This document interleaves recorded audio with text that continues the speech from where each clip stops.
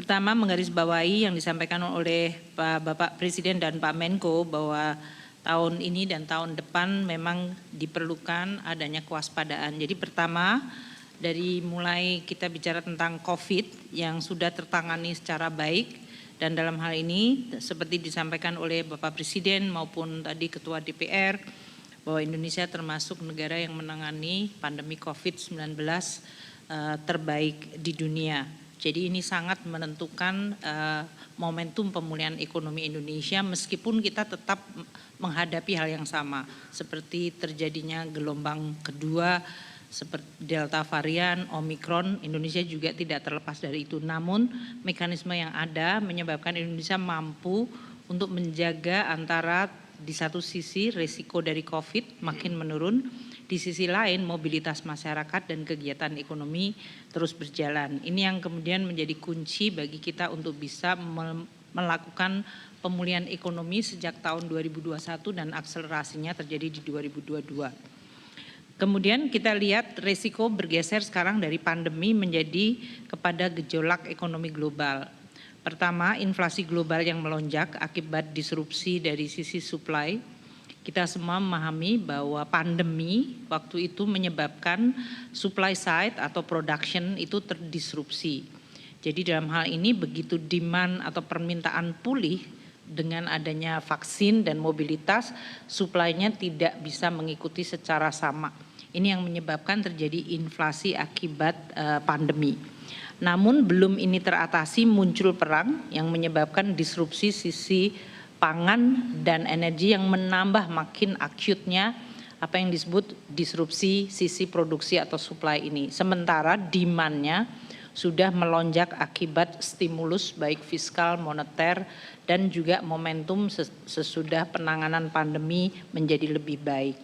Inilah yang menyebabkan inflasi global melonjak sangat tinggi dan ini menimbulkan respons kebijakan dalam bentuk likuiditas yang ketat dan suku bunga yang dinaikkan.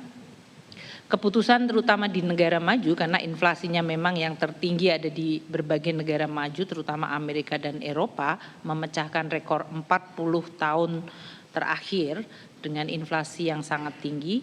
Ini menyebabkan gejolak di sektor keuangan. Capital outflow terjadi, perlemahan nilai tukar terjadi dan ini kemudian menyebabkan cost of fund atau cost of borrowing atau lonjakan biaya utang di semua negara di dunia.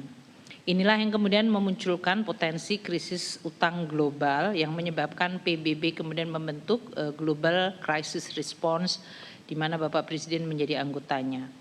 Tadi telah disampaikan dalam beberapa pidato yaitu bahwa ada 60 negara yang dianggap vulnerable, yang bisa sangat vulnerable untuk mengalami krisis utang dan krisis refinancing dari pembiayaan mereka. Potensi default bagi mereka yang sekarang ini sudah memiliki rasio utang yang tinggi menjadi perhatian dunia.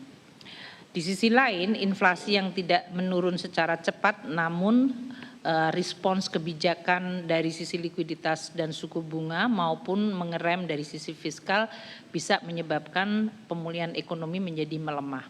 Sehingga potensi terjadinya stagflasi yaitu inflasi dengan kombinasi resesi menjadi salah satu yang menciptakan tantangan yang rumit pada tahun ini maupun tahun depan.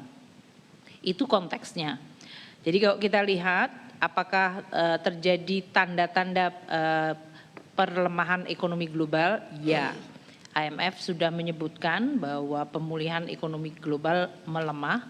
Kalau tahun 2021 tahun pertama sesudah COVID terjadi lonjakan dari pertumbuhan ekonomi dunia hingga mencapai 6,1, maka tahun 2021 itu tenaga pemulihan langsung merosot. Yang tadinya 3,6 sekarang hanya 3,2 dan tahun depan lebih lemah lagi dari 3,6 direvisi ke 2,9. Dilihat dari sini semua negara terutama negara maju mengalami koreksi ke bawah untuk tahun ini dan tahun depan.